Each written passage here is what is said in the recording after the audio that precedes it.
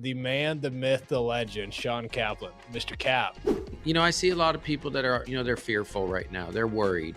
And I would just ask yourself to take some time, maybe over the weekend, quiet time, whenever you watch this, maybe it's one evening, and ask yourself not really what you necessarily need to be doing, because so many people are like, I just need to do it this way. I need to do this. I need to do that. And that's where you get a lot of anxiety from. But ask yourself right now in your point in your life, what are some things that you need to stop doing, or the people you need to stop being around? Because what I'm telling folks right now lately is you're focused too much on like just growth, and like being, better. Why don't we just focus on not doing the things that bring you down a little bit? Like drinking alcohol, like overspending, not looking at a budget right now during these times, like watching Fox News, aimlessly scrolling on your social negativity, right? Just stop doing some of that.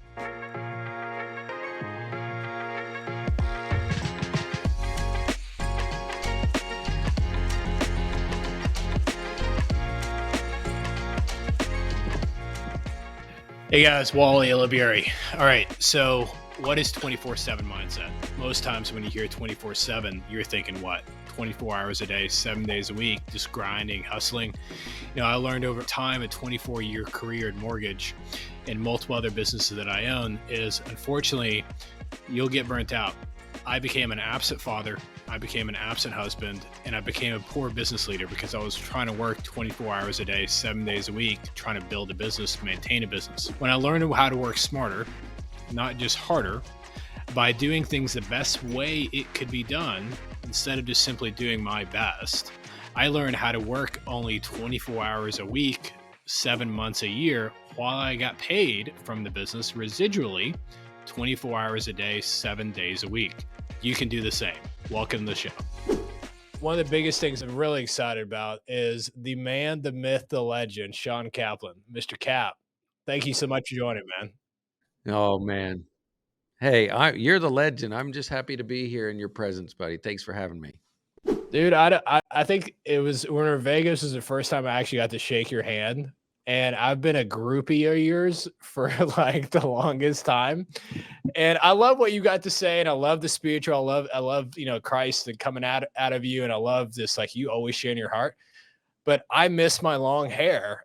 And you've always got these like locks. So you're the cool guy. I'm growing it out right now. And I had this thing I told my whole team. I even ordered some wall clippers. And I said, before I go on this 12-day trip with my family, I said, I'm going to buzz my head. I said, I'm so over it and everything. Well, I got into TikTok the night before and I did a filter where it took my hair off. And I look like Aaron Hernandez from the Patriots, like on trial. And I was like, no way, not happening. So we're going to keep the hair right now. Yeah. How short have you ever had it, or has it always been long? I mean, I've had it pretty darn short, buzz, Yeah. but never a buzz. I've never had a buzz or a shave or anything. One day. Yeah. All right. So where are we going for 12 days?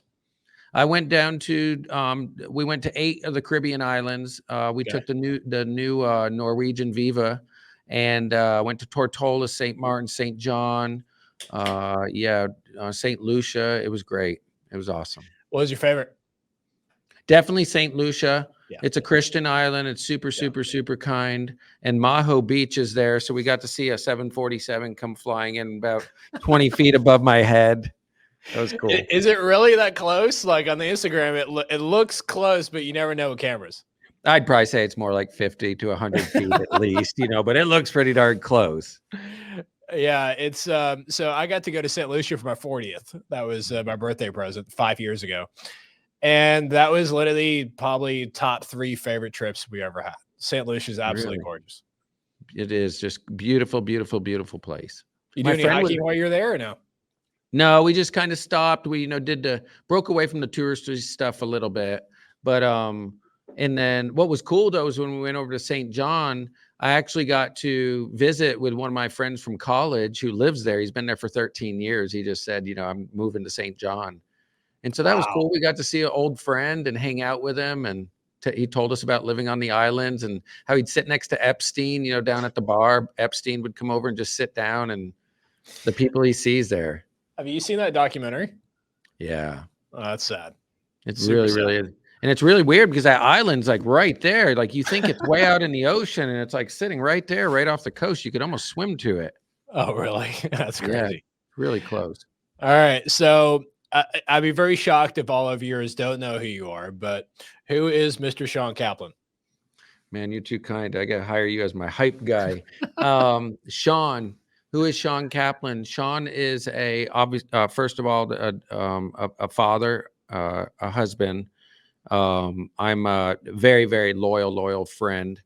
I'm somebody who comes from a pretty screwed up background that's not afraid to share with people because I wish somebody would have shared more with me going through it all. I am somebody that believes that anybody can accomplish anything they set their mind to. And my platform right now is, for the last 24 years has been mortgage lending.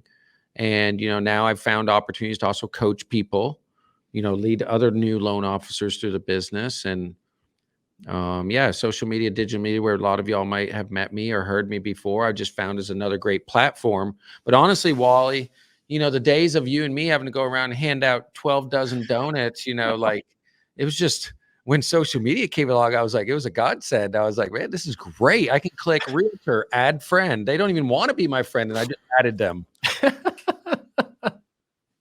So, okay, let's elaborate on that because you are like so well known on social and you get so many views and all this awesome stuff that I'm like so envious of. But what I love about what you just said is the market changed. You embraced it. You opened up your heart to it. You went all in. Now, is that something you are uncomfortable doing? Like, so the viewers that want to go all in and follow in your footsteps, like, talk me through that journey. Yeah, I started doing video in 2008, my first YouTube, and I just kind of stumbled through it all the way until 2018, 19. And honestly, Wally, I combined doing video for that long and just really like I'd do a video and like 11 people would watch it. Yeah. And it was just like so frustrating. And like Instagram, like I get 4 likes and nobody wanted to watch it because I was just talking about mortgages. Yeah. And then combine that with I was in a coaching program that just for 12 years, I just smashed my head up against the wall, just making phone calls and running around town. And it just didn't make me feel good about myself. And I found myself in a really, really dark place in 18. Okay. And I was like, the industry I loved and I knew was my calling. I'm not really sure if this is what I meant to do moving forward. I faced some addictions and some battles with addictions and some dark things in my life. And I knew that either I had to change and improve and face it, or, I probably wasn't going to enjoy my career, like my career, and I'd end up getting out. And that's the truth. And about that time, I met a guy by the name of Neil Dingra. And I was watching Neil, and how I found Neil was I got so pissed off that my videos sucked that I said, I'm going on the damn internet and I'm going to find out who is a mortgage guy that gets all the views, and I'm going to steal his scripts. I'm going to do everything he's doing because that's my style. You tell me what to do and I'll work harder than anybody else. And I DM'd him. And he's like, man, I got a course. You can come out here. It's $6,000 and you can spend 2 days with me. And I was like, done. Sign me up. And I've gone 3 times now. And the last 2 times, Neil's like, hey, dude, why are you paid? Like, why are you coming out here? You don't even have to pay me. He's like, I was like, because I like being out here and going through this. Yeah. And at that same exact time, I also went through Amplify with Renee Rodriguez. Oh, phenomenal. And I feel like the Lord did it, man. I feel like I was praying and I was like, Lord, is this what I meant to do for the rest of my life? Mortgages. I don't want to be in a casket and have somebody say he was a really great mortgage guy. He did hundreds of millions of dollars in mortgages. And right about that time, I know he came to my rescue and he said, we're going to face this darkness. We're going to put you with Renee and we're going to put you with Neil. And what he did was Renee taught me how to frame myself and give purpose to what I did before other people formulated their own decision. And then I met Neil and he's like, here's how you do video and not talk about mortgages all the time. And I was like, I think I can love my job again because I can share other stuff with people. And now, man, I'm just doubling down because I enjoy it so much. So does Neil still do masterminds? Yeah. I'm in his mastermind. He created that 2 years ago. So people wanted more and more and more. And then he created the Forward Mastermind 2 years ago. And I've been in it for going on almost 2 years now. And he saved, he changed everything for my life, because it gives me more purpose now when I come into the office. That's why I'm so passionate about it. I built this studio. I've seen yours. It's amazing. But like, that's what I've been so passionate about, is like making sure that people understand this is how you reach people, by the masses. Yeah. Not running around town and giving out donuts. It worked. Now, if you want to go and reach the masses, I'll guarantee you that when I walk in that room today with a box of donuts, they really like me because they already feel like they know me. It was, I got to tell you, man, it was like 2014. I walked in a real estate office and I sat down, and a realtor is at the front desk, and I was walking in the conference room and to have a seat to meet with another realtor. And the realtor goes, "Oh, you're Wally Illiberry. I follow you on social."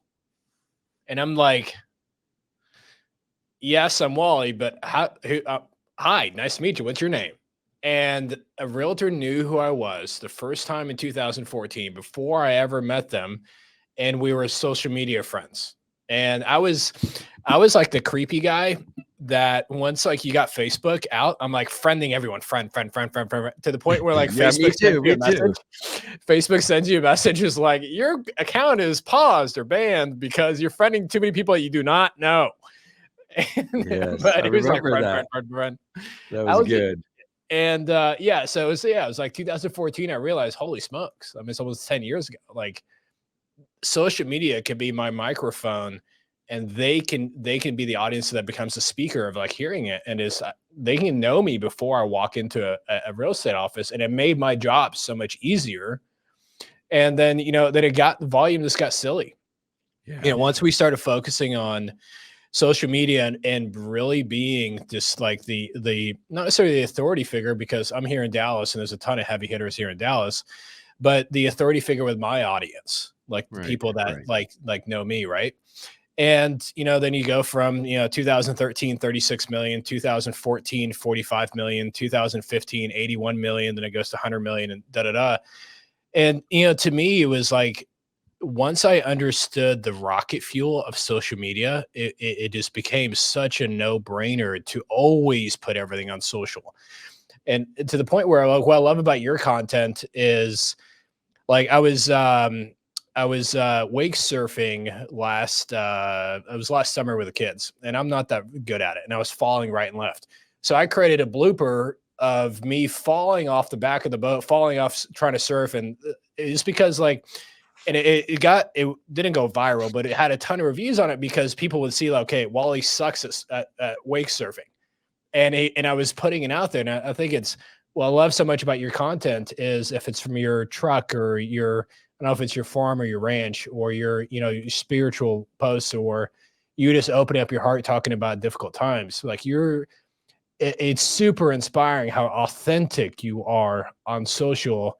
And it's just the biggest magnet I've ever felt to you. Wow. Thanks, man. Thank you for saying that. That's a really, really huge compliment that I don't take lightly. And I don't take it lightly because, I went through a process to learn that I'm not really proud of. So if you've ever been told the term fake it till you make it, Yeah. stop listening to that mentor immediately. Yeah. Because what you're doing is, in the beginning, it will get you somewhere. It can make you wildly successful, but you're going to end up in jail. Your mindset and your heart is going to end up in a place that you cannot get it out of. And the only way that you're going to be able to get back to who you truly are will be to lose it all. And I'm very, very fortunate I didn't lose it all, but I almost did. And what I mean by this is, authenticity for me was just bred, because I wanted to just not be poor. I wanted to take care of my mom so bad. I wanted to be successful so bad that I would do whatever it is. That's where my work ethic comes from. Yeah. I want to break the generational curses. So when somebody told me, one of my first mentors said, fake it till you make it. Well, I took that like anything else to the next level. And if it was suit day with financial planners, or if it was builder day with my boots on, or if it was, polo shirt because these guys want me to play golf with them. And I'd woke up after about 15 years of doing it the way these people and mentors and coaches that I had been hiring, telling me that I could only wear a suit, tie, and cufflinks Monday through Thursday. And on Friday, I was allowed to wear a polo. I couldn't have facial hair. I couldn't, wear a hat. And I woke up, Wally, one day, and I literally was driving down the back roads in my Audi R8 twin turbo, my dream car, with a cup of coffee, 7:15 a.m. with the sun coming up in back roads of Tennessee. And I stopped and I said, "You're miserable. Yeah. You're not even happy. And you don't even know who the hell you are." And I said, "This is going to change." And that's where that authenticity came from. I got enough courage in myself to believe in myself and get my mindset right and get some of my mind reprogrammed from my childhood. And once I did, it became a 24/7 mindset, dude. I mean, it's just like, it's straight up like, I'm here to just tell people this is the way it is. And I'm sorry if you don't like me, that I had a drug addiction and my dad committed suicide and I made a lot of bad choices. But I'm here to tell you, like, here's how you maybe can avoid that and actually turn it around to be a benefit for you. Right. So you got brave enough to change your life. Yes. Now, my gut tells me we weren't really super close friends back then, but my gut tells me life didn't be like, "Oh, okay, you want to change, so sure, we'll change." Did you lose friends? Did you lose referral partners? Did you feel like you lost? But then you're like, "Man, it's better. I've gained now. I don't have this dead weight anymore." Man, that's a really good question. And I'm going to take you through this journey. So I have attachment syndrome to people. I am codependent. I don't want people to leave me because if I'm valuable enough, they won't leave me. Mm-hmm. So lots of our environments that we put us in, big banks do this to you. Hey, we'll give you a big salary and, all these benefits. Yeah, but your basis point sucks, right? Well, it's part of making you feel safe, secure. So I operated in that and I gravitated towards that forever, which is fear, not abundance. And,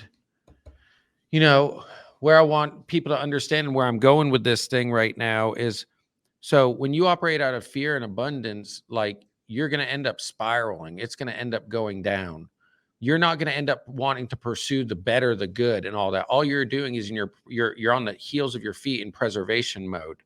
And I got tired of living in that scarcity mindset.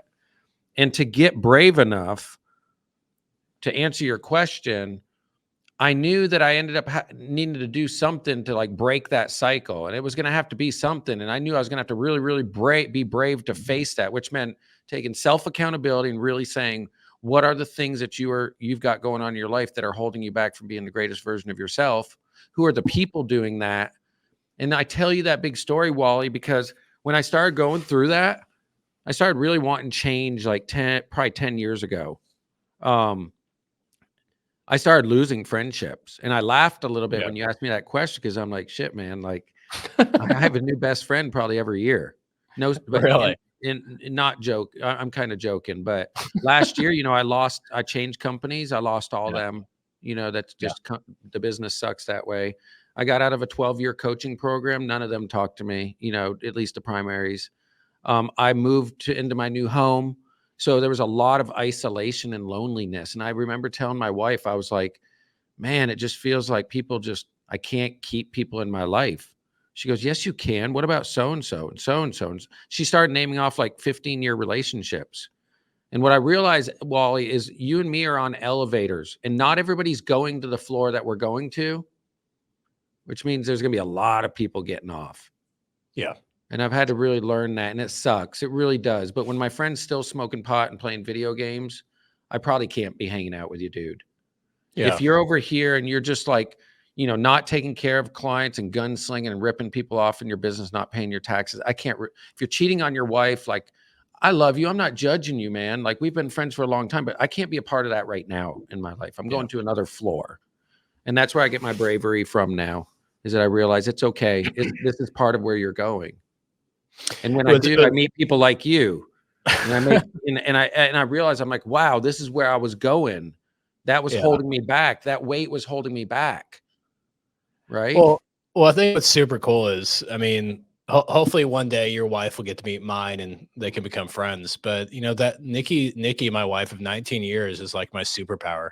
And She's like my motivational coach, my mindset coach, my therapist, my support, like everything. And it's I mean, I to myself, you know, it's very difficult not to I fall in the trap of comparing my insides to other people's outsides. Oh yeah, yeah. And that trap is like, man, Shawn is so great behind camera and he does this, and I'm like this boring like engineer type of guy. And but I've got to look at you and appreciate you for what you do. And hopefully maybe and I got to look at myself of like, God chose to give me these specific gifts. And he chose these specific gifts for a reason. He knows where I want to go in life and where he wants me to go in life. And he armed me with what specifically is going to be able to get me there. Having cool long hair or having like the behind the camera cool look might not be what God wants me to do, but I think it takes some maturity to look at others and appreciate them, but not want to be them. Yeah. I would make the mistake of appreciating someone and wanting to be them than not living up to that hype.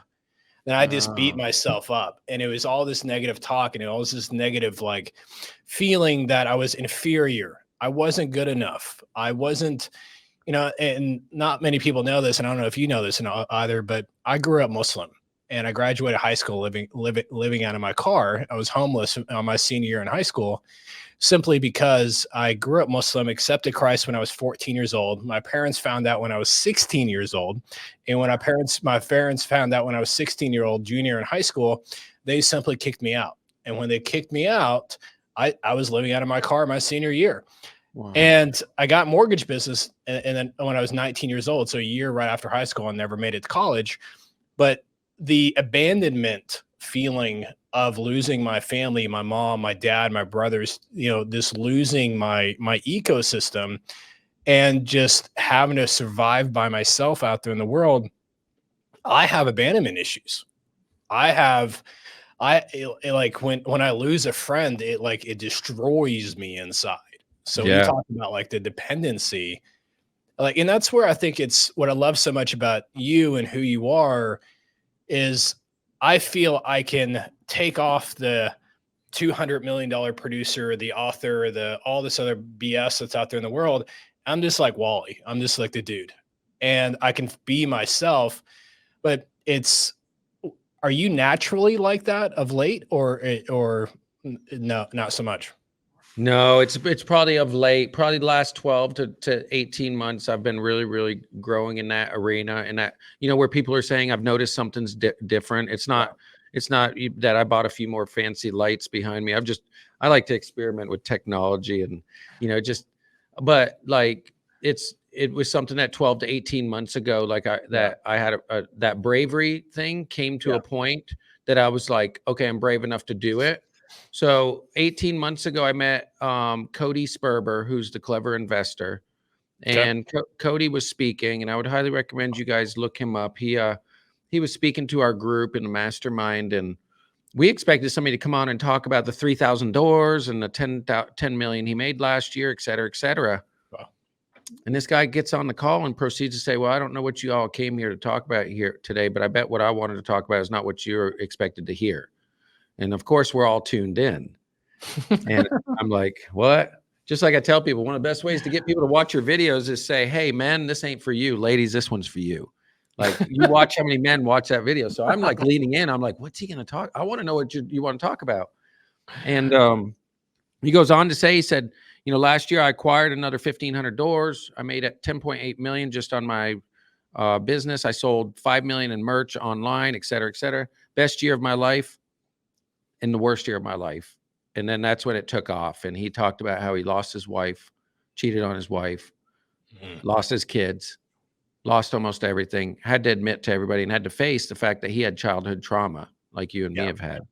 And it was driving his motivation, his inspirations. It was driving his activities, all his choices. And it was driving his happiness and his joy. And he said, I had a wall and I had a dark place when my mother died in my arms. And he goes, right after that, I decided I needed to do something. My life was falling apart. And he said somebody recommended this place where Mike Tyson went called PCS Services, Psychological Counseling Services in Scottsdale, Arizona. And he goes, so I was brave enough to go ahead and call them and schedule a Zoom call. I did a 15-minute Zoom call, and he said, the rest is history. I spent 7 days around 12 different therapists, nutritionists, religious counselors, marriage counselors, spiritual counselors. And he goes, I spent 80 hours there, 60 hours in individual therapy, 20 in group, equine therapy. And he goes, I faced my shit and I dealt with it. And I came back a different man. And I was like, right there, Wally. I literally was on the call, and I went to Google, and I went up to the tab, and I looked at it on the window, and I went and I saw intensive down on like the 4th or 5th tab. And I was like, register. And I registered, and it came through my email. And like, then I started getting the emails, and you had to fill out like a couple hours worth of, forms and questions. And then like almost a week or two later, man, I ended up telling myself, I was like, what are you doing? You're crazy. What are you going to tell your family, your friends? You're going to Arizona to deal with a marijuana addiction, trauma, PTSD, attachment issues from your childhood. Like, what people are going to think you're crazy. And I talked myself out of it. I was literally going to walk away from the $5,000 deposit. And a week and a half later, my buddy asked if I wanted to come listen to this guy speak named Nick Cavuto. And I went to hear Nick speak, and Nick knocked my socks off. And he talked about, everything that we're doing is happening for us, not to us. God has it all designed intricately. And he went through 80 hours of therapy last year and had to face all of his stuff. And the rest was history. I went home that night, and I committed to going to PCS. And I went out there in July of last year. It was 118 degrees in Arizona. And I went through the 80, I got myself an Airbnb, didn't know who I was, didn't know anybody out there. And I spent 7 days out there, Wally, breaking down from my trauma all the way to why do we react the way we do? And I learned the red light, yellow light, and green light activities of our life. So when my trauma does come up and make me compare myself, or imposter, or anxiety, or anger, I know how to equip and deal with it now. And that gives me confidence, which allows me just to talk about it now, because I don't feel like I'm hiding anything anymore. Yeah. It's all out on the table. My addictions are gone. My self-worth is 10x'd. I still worry. I still have imposter syndrome. I still get anxiety and still get angry, but my life is probably 95% better. And my wife literally tells me, she's like, you're just a different person. And I didn't know how to do it. I just wanted it so bad. I didn't want to get mad at a referral partner and blow up a friendship or a relationship. I wanted to be able to eloquently say, I feel disrespected by you right now.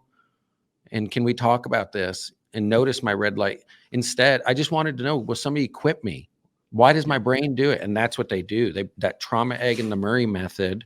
There's a great book out by Dr. Marilyn Murray, and she's world renowned, but the beginning is introduction is written by Mike Tyson. And you can read that book if you don't want to spend the $8,000 and go to Arizona first. Well, squirrel moment question. It's not an argument, but the conversation we had last night, my wife and my 2 sons were on the couch. We're talking for like 4 hours. And who do you have, Jake Paul or Mike Tyson? Oh, Iron Mike. 100%. He's gonna punch a hole through his head. Oh, dude, I was telling him, you guys are flat out crazy. My whole family's against me. Everybody says Jake Paul, Jake Paul, Jake Paul. I'm like, you have no idea. I don't care if he's 57 or 97.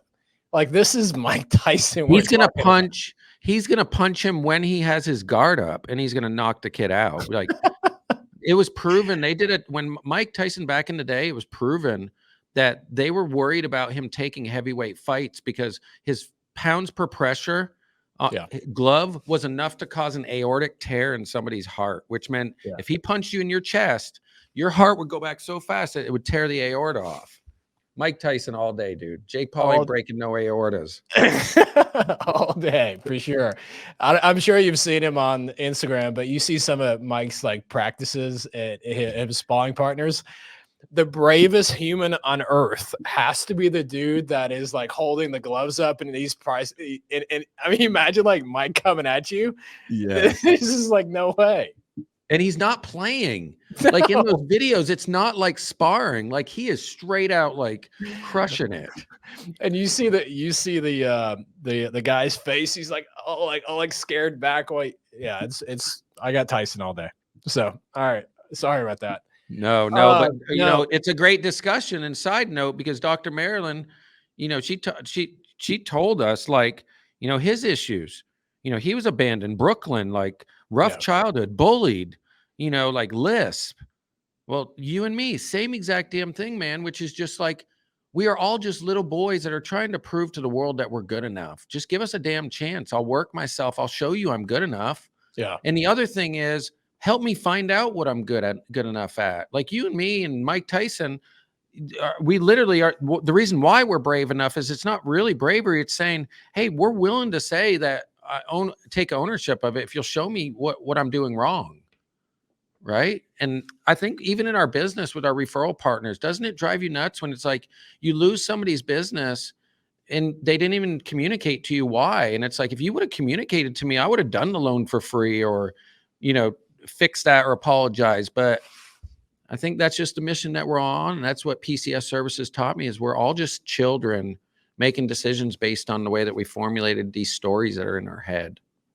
It's I read a quote probably 3 years ago that really changed the lenses how I look through anything. And it says, I am not what I think I am. I am not what you think I am.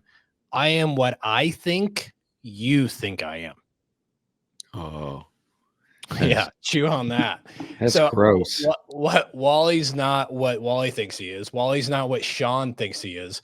Wally is what he thinks Shawn thinks Wally is.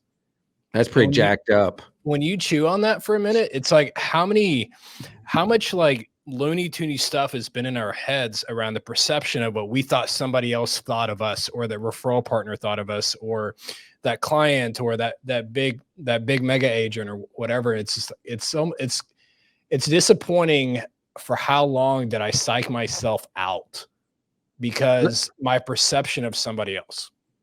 Let's get real and put this scenario like out there.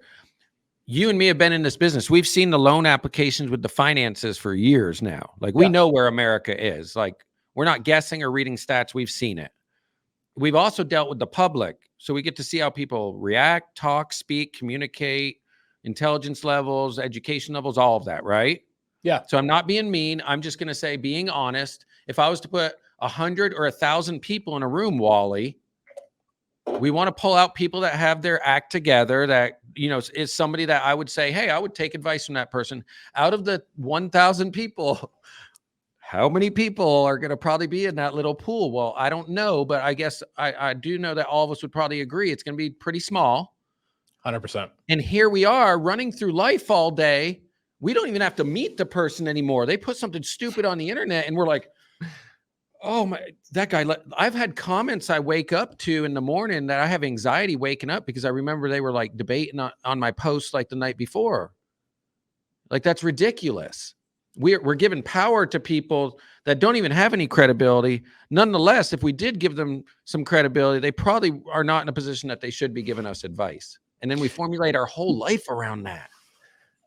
And then you rob yourself of joy around your accomplishments. You rob yourself of joy around who you're destined to be.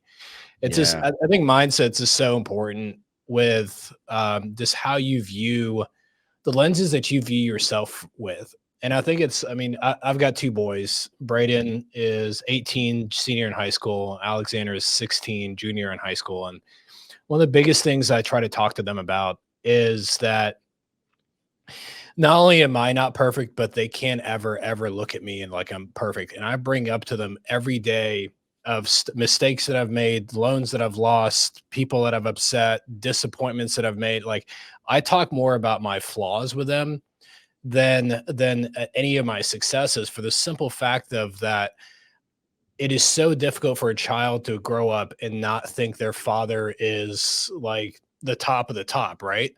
And they then they spend the rest of their adult life trying to measure up to this like certain pedestal of a dad.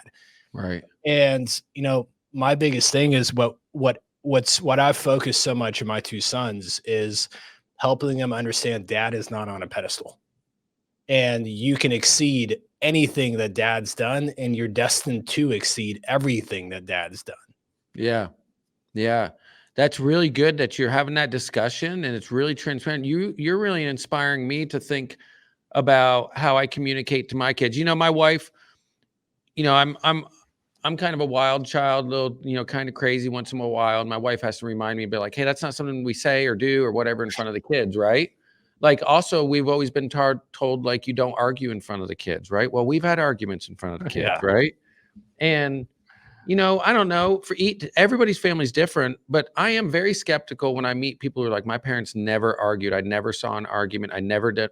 And I'm like, that's like looking at the perfect social media profile that I'm like, wow, that profile is so perfect. Like, I could never probably do business with them or talk to them or hang out with them. Right. I can't relate. Right. And I need my kids to know, because I'm breaking generational curses, that, hey, we're not going to be poor. We're going to give back. We're going to live our life for the Lord. Like, I'm going to make sure you're okay and your kids are going to be okay. Yeah. But what I don't want to do is build this thing up of like, I went from having nothing to, oh, my dad's perfect. Mm-hmm.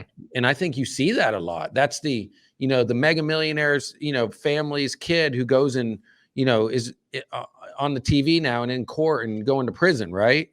Yeah. That's that scenario where they were given everything. And I think there's truth to that. And I think when you say, hey, we've never argued in front of our kids, first of all, awesome. Like, I really, really do cheer those types of people on. I just don't think it's very realistic. And I know I couldn't ever probably do that. And I hope that my kids see that, hey, it's okay to make mistakes through that. And everything's not always going to be perfect. Well, it is for sure. I mean, Nikki and I have been married 19 years, and we've had many of arguments, not like every day, clearly, but arguments in front of our two sons. But we use it as an example. Like, mom was mad at dad, or dad was mad at mom. We might have been mad for a day or 2 days, or, an evening. But look, we stayed together. Yeah. Like, when you get married, like, you're absolutely committed to the relationship. No ifs, ands, or buts. We've seen it where we're like super mad at each other, but you know what? We still slept in the same bed. We still stay in the same house. We still stay married.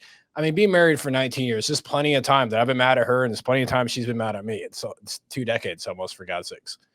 And raising 2 kids and being all commissioned since I was 19 years old, like, everything you can ever imagine, right? Yeah. And, like, you can't. My biggest focus around my 2 sons is the laser focus of dad's not perfect. I am the lead. I make more mistakes than anyone else out there, and it's okay to make mistakes. And that's but have you been pouring into your children like that, or what's your angle of parenting? Man, I'll tell you, I haven't done the best job with my girls in the last probably like 12 months, just with this transition in this industry. Yeah. I want to be the father so bad that, reads to them at night, reads scripture with them. But the other thing I've had to learn last year, Wally, was like, I am who I am. And I'm okay. Like, just guilt's not a good thing. Right. And shame. And so I'm just like, well, that's a season I'm in. Yeah. But how I invest in my girls is like, we do date nights very often. So Nice. I do them individually, one-on-one. Like, I'm going on a daddy-daughter date tomorrow night with my youngest. But I think the best way that I can invest in my children provides consistency. Consistency in my expectations and my plan. And number 2 is what they hear come out of my mouth on a regular basis. So what I mean by this, in my opinion, being a kid who came from a trauma environment and has fears of people leaving me because I just wanted my parents to stay together. Like, the story is, my dad would not have killed himself if he loved me enough. Yeah. And my parents would have been together. Well, that's not the truth. I know that. But the reason why, where I was going with that is that when that is born, you have to learn how to, recognize it, that people aren't going to leave you. Right. And so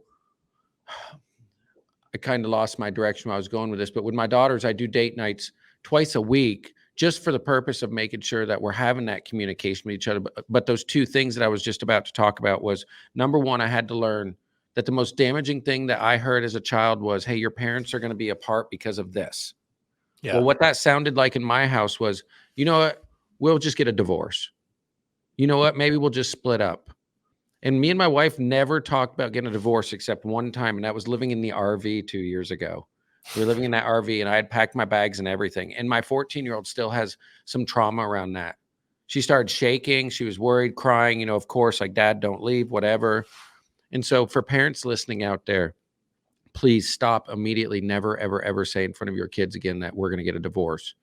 Don't use it as a weapon. It's not healthy for your relationship, but it's definitely causes long-term damage to the child.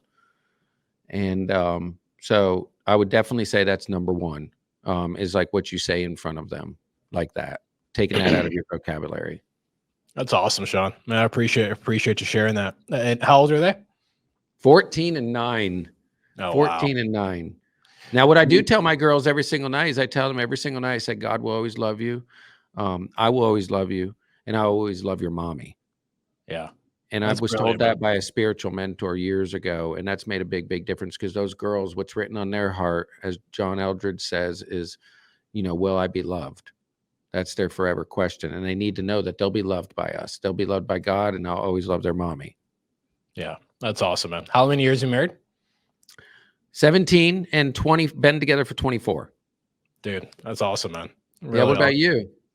We married 19 years, and we've been together, just a couple months before that. We met on we've got an interesting story, and since, for the sake of transparency, my oldest son finally figured it out. So it was we meet in December on a blind date. Yeah. We're pregnant by January. I propose in February. Wow. We're married in May. Whoa. Braden's born in September. Wow. So in 10 months, it's, hi, Wally, nice to meet you, to where you're pregnant, what's your last name again? Getting to know the other person's last name, what's going on with them.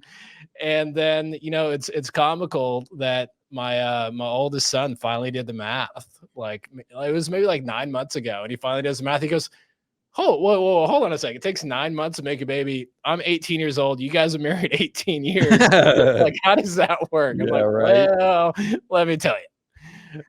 So I didn't know a lot about my dad, because when he died when I was 6 years old, my mom took off to Vermont, left New York, and he was a lot older than her. And so just didn't have a lot of details, stuff like that. Well, when I got a little bit older, I started asking a lot of questions. And apparently my mom was 17 when she met my dad, who was 47. Okay. Then they had kind of shacked up. He was a businessman in New York. They fell in love, but he didn't want to get married because he had already been married.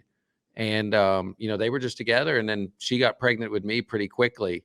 So it was that was interesting. I didn't find that out later in life. And I was like, so like, what did your Roman Catholic parents say when you got pregnant within months by a 47-year-old Jewish man? I was like, they're like, well, my mom said, well, they were pretty upset at first, but as soon as they met your father, you can't not love your father. And that's what everybody said about him. So, that's funny. How old are your boys now? Braden is 18. He'll be 19 in September. Alexander is 16. He'll be 17 in May. We're struggling right now with, or at least I'm struggling. Nikki's not struggling as much, but I'm struggling with the whole abandonment portion of it again, but the kids going off to college.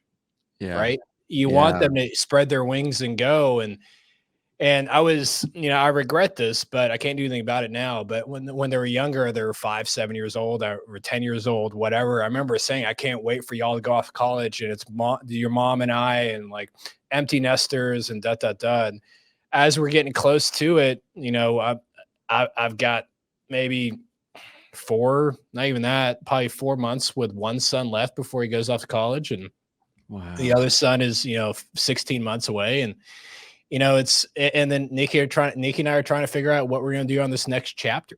Right. And is it traveling more? Is it, more nonprofit stuff? Is it like, what are we going to do with ourselves? So if you've got, we'll figure it out though. Yeah, man, you will. That's a big adjustment for you, man. Those are your buddies. Those are your kids. Those are your boys. And, to take an element, especially with the, the history that we have and how we look at things sometimes. That's going to be a big adjustment for you. And I would just encourage you to, have somebody early and soon and often that you can start talking to about that on a regular basis. It's just like any other coach. Like, I don't want to try to figure these things out. People are like, oh, you go to a therapist. I'm like, why is it a bad thing? Like, I don't even think of him as a therapist. He's like a coach to me, Yeah. So, Yeah. Well, cool. Well, excited for it. I guess, should we talk about mortgage at all? Or should we just like skip the whole topic? we can talk about the mortgage a little bit. If we wanted to talk about kind of, obviously everybody, is kind of up in arms about what's going on with the ruling right now. But, I'm curious to hear what you think about, like, if they're coming after NAR, they came after us in the 2000s, 2010, 2014, right? I think we're all crazy, Wally, in the mortgage industry. And I'd like to hear your thoughts. Maybe you disagree, but I think we're all crazy to think that they're not going to come back to commissions around loan officers too. But overall, I'm just curious, how do you think you see the industry really changing over the next 12 to 24 months? Well, the biggest thing we've done to combat that, and we started probably about 6-8 weeks ago. We did that certification with Deborah Bird and Todd Bookspan around exactly what to say. Yeah. And oh yeah. that Phil Jones. Phenomenal certification. And then now we teach that here locally in Dallas with our referral partners. So we've got a mastermind here at the office. Is probably 15, 20 agents come to the office on a weekly basis to come do script practice of exactly what to say scripting around the whole NAR situation. So we're totally arming them with what to say. But what's super cool about it is now we flip that around. And like in my book, I talk about the 6-lane highway where it's, you've got realtors, you've got your database, CPAs, financial advisors, family will attorneys, insurance agents. And now we're getting a ton of agents that are, hey, can I give you my database for you to be able to schedule annual real estate reviews for me? Or, hey, can you refer me to a CPA now? Can you refer me to a financial advisor? And they were connecting the dots for the sake of the referral partners. Will their commissions decrease? Yes. Can we help them increase their volume with referrals to CPAs, financial advisors, family will attorneys, their database? Absolutely. And then arming them with the verbal strength. That's how we're putting our arms around them, especially locally here in Dallas, and then positioning ourselves like we're not the ones that are going to spend $2,000 a month for your Zillow leads, but we're going to help you go get a $15,000 bigger commission on a deal or help you protect your commission. That's really, really smart, man, because the title of the book is exactly what to say is the problem right now in the marketplace. Yeah. Like if you ask every realtor, if you're sitting with a client this weekend and they say, hey, I want to be upfront and honest, Wally, I have a cousin, he has a real estate license. He said he'd sell our house both sides or for 2% commission. Why should I pay you 6%? I said, if you're not prepared to answer that question and you don't know exactly what to say, you're immediately dead out of the water. All the rest of it doesn't matter, right? So, and then you don't know what to put on video. You don't know what to put out to your client database, which means you'll be doing nothing and you'll just be waiting instead of being proactive with it. So that's a really, really great idea. Phil Jones is a beast. That book is amazing. Yeah, there's also, I don't know if majority of your agents are a certain company or not, but the majority of realtors are Keller Williams agents, and Keller Williams just released a class around that. So now we bought the course, and now we've got watching parties here at the office, and we're inviting a ton of agents to come. So think of whatever, if a loan officer out there is trying to think outside the box, and how do you position yourselves to be able to support these realtors, but also grow your business at the same time and differentiate yourself. It's all about teaching them how to be able to be verbally stronger, or the verbal finesse to be able to be brave enough to address the commissions thing up front instead of just pray that the client never brings it up. So you're seeing some pretty good success with that. Yeah, absolutely. I think for us, it's the activity aspect of it, and that I'm positioning myself here in Dallas that I'm here to help you get through the storm, just like so many people helped me in 2008, 9, 10, or whatever it was when commissions split, when the old yield spread premium went away. I miss that word. Oh, man. And yeah, I mean, back in the day, it was like 2 points on the front, 2 points on the back, and you're set happy. Those days went away. Those were the days. Those were the Yeah. days. So, Well, but yeah, how are you handling, or what are you doing I in was the just market? going to well, I just want to encourage you and tell you that I really think that what our real estate agents need right now is that they need to be helped, first of all, in how to formulate what their value proposition is and what they're going to sell to your agents. I would really encourage you, Wally, to double down on that. I mean, I'm talking about, like, I would double down and have like 100 to 200, 250 person realtor event, and like do a couple of them fast and quick, because that's exactly what our realtors need in March, April, May, June. You've inspired me. Nicole Kramer's here in Nashville, and I should call her and be like, this is exactly what realtors need right now, is what do you Yeah. say? You Yeah. know? Isn't Nicole who you connected me with? Yeah. Yeah. Yeah. We got a Zoom for like 30 minutes, and I answered her a lot of questions of how I've taken that and what classes we do. So yeah, she was super nice. And then Phil Jones came to the actual mastermind with Forward a couple of weeks ago that I was at out in Scottsdale. Really? Yeah, he's a cool dude. He's an English guy. Yeah. Quirky. He's from New York, but you should ask him to come on your phone on your show here, because he's extremely intelligent. Is he? Okay. Yeah, I think he was just on the Mortgage Code show not too long ago. So I'll get his contact information from Dave. Yeah, tell him you're doing, you're teaching his stuff. Hopefully he would be willing to come on, or I can shoot him a text. He's a great guy. But I think that what's happening in the next couple of months is, it's going to be like Dodd-Frank. There's going to be a lot of business as usual. Yeah. And then you're going to have the other part, which people are struggling mindset wise, or they're beginning to, or they have been. I'm seeing this. I had 3 discussions yesterday with people that were like, I'm in a bad mindset. I'm not sure if I want to do this. I don't know what to do, whatever, in our industry. And I think that group will continue if they don't be brave and pull the mindset battle up, that they'll end up probably not staying in the business. They'll say, I was already not making money. Now I don't. Now I try to make money. Then I'm doing a deal. Then I'm not even making money on that. Like, yeah. And so I think, like we've said, the agents that have a business, and it doesn't mean a number of years or anything like that, but I think the agents that have structure, system, process, and maybe some accountability will be the ones that will succeed. The ones that are on an island by themselves in that other place. I do think interest rates, I thought they were going to go down a lot further, but I think mortgage rates are going to probably end up, now it looks like they might go down in the 6s if we're lucky, stay here in the low 6s. Yeah. And then maybe stay there. I don't see them going down, Wally, a whole bunch more. But my biggest concern, man, is this thing that we've created so much noise around. It's not NAR and all that. I think what we've created the most noise around is we have not educated the public why now is the time they should buy. Okay. We have not done a good enough job of educating and explaining to people where they don't feel like they're being sold to, that right now is the place you buy a house. Right now is the time that you buy a house where you'll make a lot of money. Because you and me both know what's going to happen when those rates do go down. Yeah. It's going to drive property values up and competition up. And you want to be on the front end of that appreciation curve, not on the back end. And I know you own a lot more properties than I do, but all the properties I've owned, that's how I've made on the ones I've made money on. Those are the ones I made money on, was right before the market took off. Yeah, I mean, I started buying real estate in 2013. I bought my first single family. And that was March of 2013. By the end of that year, I purchased 9. Wow. And the next year in 2014, I purchased another 11 and got up to like 45 single family in 2017. And I was just, I did it in a good way, but not in a great way.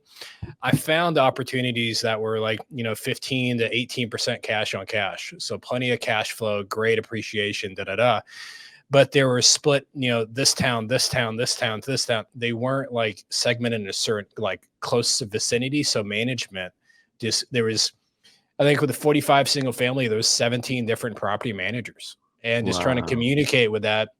And the mortgage business started going through the roof in 2016, 17, 18. And I just couldn't handle everything coming at me. So I 1031 exchanged all of them.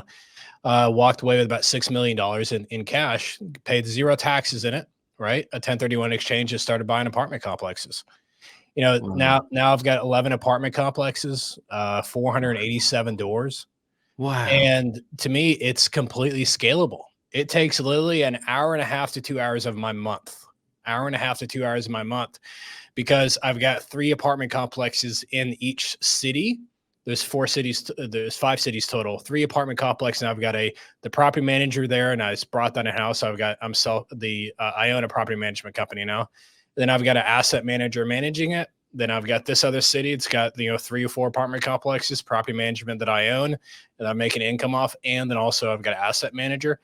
And it's like, as you learn to run a business, you're learning that's how you should truly also grow your wealth. But it's lessons you learn over the years.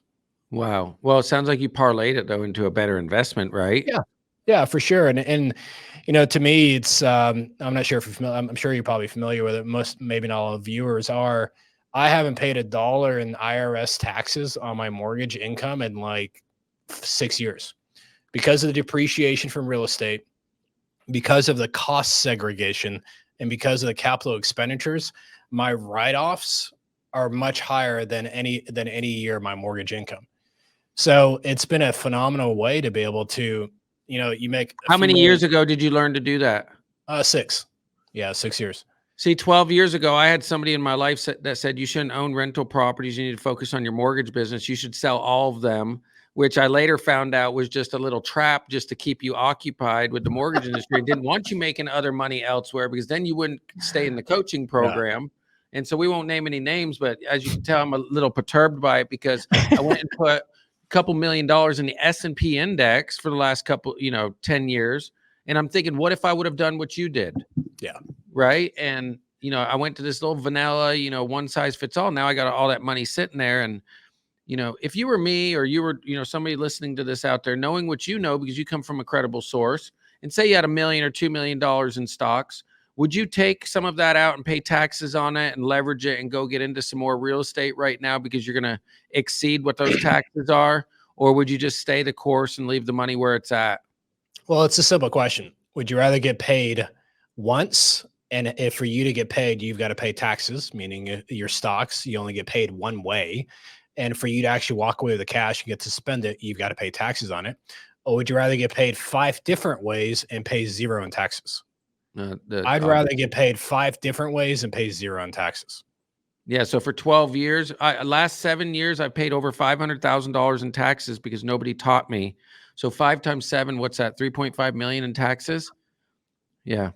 I had a mentor once tell me to map out the next 10 years of my life financially. And this was back like 2017, 2018. So I sat down and I said, okay, if I close this much mortgage volume, but to say for simple math, I'd make $1 million a year, toss that number out there. And it was $1 million a year. Okay. So I'd have to pay $400,000 in taxes. And this, I'd be left with $600,000. I would tithe this much. I would, this is what I could live off. This is how much I can invest. This is how much I can put in life insurance. And he said, map it out for 10 years. And when I looked at the end, and then he goes total the end of numbers.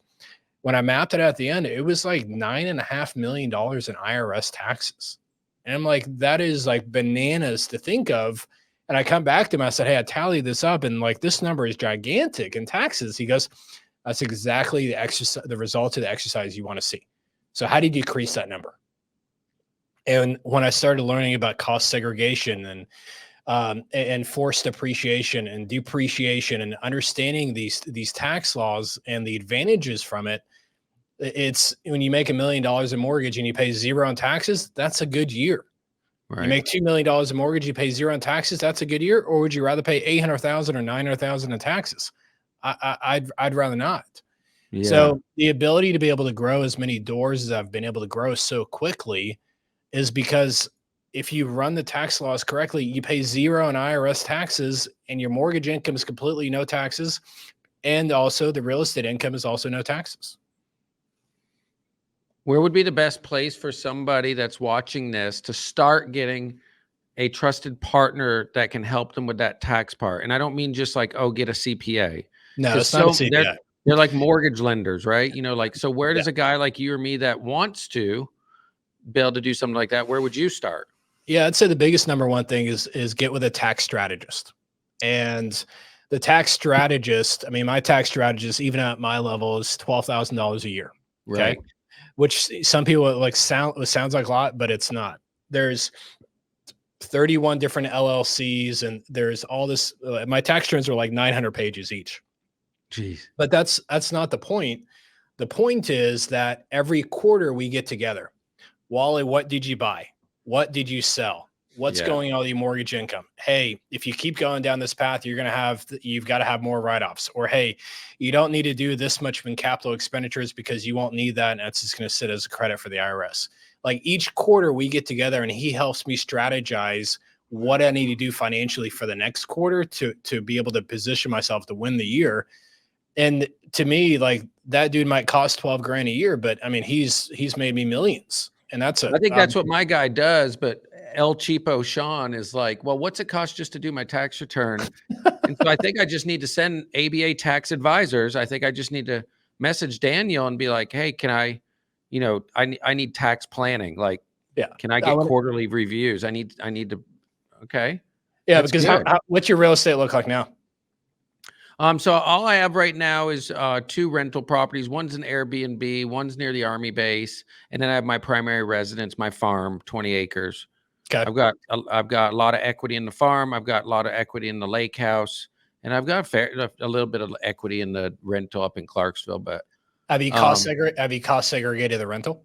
I did cost seg. My wife self manages that, so we took the real estate certification, real estate designation, 750 hours.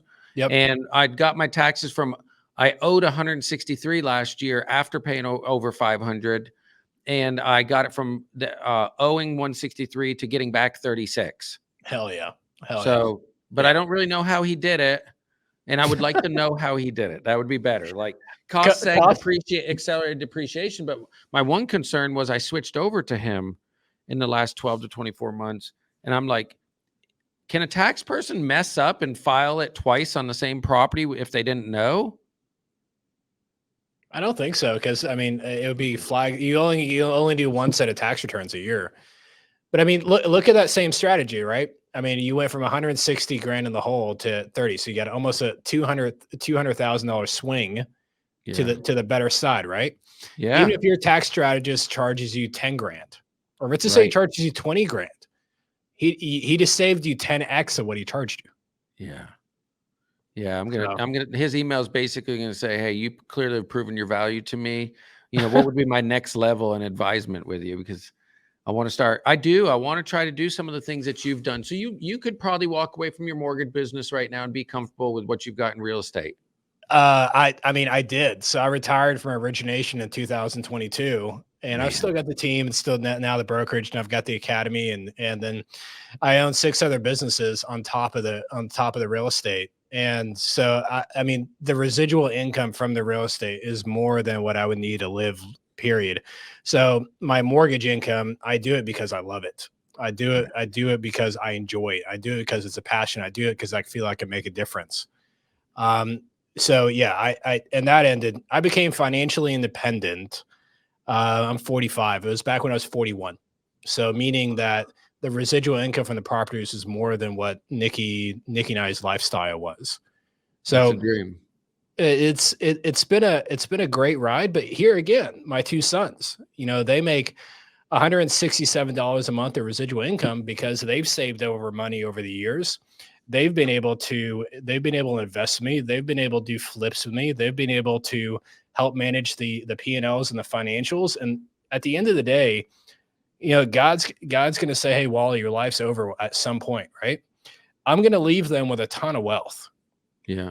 If I don't position them and I don't arm them with the ability to be able to understand wealth and managing wealth, like I'm the worst father on earth. Like I need to be able to position them. And that's where I think it's, he talked about the selflessness of being a father earlier. And no, I've really enjoyed it. That's why I'm going to miss him so much. Well, you're setting them up for success. They're surely obviously going to be always, be grateful for you. So yeah, that's pretty cool, man. It also inspires me to know that I got to start doing some more of that with my daughters, my 14-year-old, Well, so give us your closing thoughts. So these podcasts are usually about 30 minutes and we've gone an hour. So clearly I'm trying to maximize every minute I can with these. So I appreciate you hanging in there with me. Oh man, I love doing stuff like this. Closing thoughts. Well, what am I thinking about right now? I see a lot of people that are, they're fearful right now. They're worried. And I would just ask yourself to take some time, maybe over the weekend, quiet time, whenever you watch this, maybe it's one evening, and ask yourself not really what you necessarily need to be doing, because so many people are like, I just need to do it this way. I need to do this. I need to do that.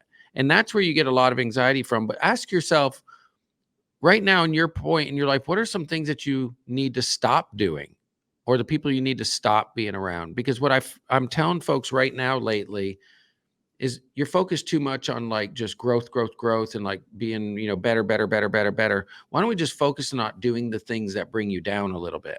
Yeah. Like drinking alcohol, like overspending, not looking at a budget right now during these times, like watching Fox News, aimlessly scrolling on your social negativity, right? Just stop doing some of that. And the second thing I would say, and I'll leave with a question, is if you were 25% more brave, what's something that you would do today? And Ooh. I want people to understand that every day that you challenge yourself to do something, that when you do that and you get a result from it, that's where your confidence is built. And I think that we're lacking a lot of confidence right now in today's world. And we just have to do it by having small kept promises to ourselves. So if you were 25% more brave, what's something that you would do today? And go and try it and watch what happens.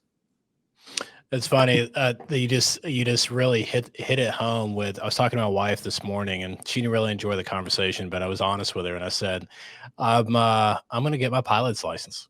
It terrifies me, and I want to do something that terrifies me. And she's like, I'm not stepping a foot on the plane with you, but she's like, knock yourself out. But it was one of these things that it's exactly what you just said. It's like, an affirmation I've had for myself every morning for the last 11 years is, Wally, what's the point of dreaming big if you're not brave enough to grab life big? Go grab life big. And it's like, it's one of these things that you have all these dreams and you read this book and you get this motivation, you get this inspiration, and you have all these dreams, but you just let your fears hold you back. Yeah. And I think, the authenticity and the transparency from you is such an inspiration to me, because it helps me be brave. Me hearing about your addiction, me hearing about your past, me hearing about your challenges helps me understand that it's okay for me to have the same challenges and just keep moving forward. Man, thank you. It's an honor to just be here and share the story and pass it forward to somebody else. So I hope you keep doing this and keep sharing your story with people. Cool. Awesome, Shawn. Well, hey, man, very grateful for your time, brother. And hopefully we'll do this again soon. Take care, Wally. Hope to see you soon. Bye-bye. So thank you so much for listening today. It means a lot you took time out of your day. I don't take that lightly. Understand very clearly that you're very busy. With that being said, if you want to continue your journey and learn more about 24/7 Mindset, if you're on Facebook, which I'm going to guess you are, then go to 24/7 Mindset on Facebook and join the private community. I do coaching tips on there on a daily basis, but from scripts on there to systems on there, models, and the ability to be able to grow and scale a business while you have a quality of life. Hope to see you there.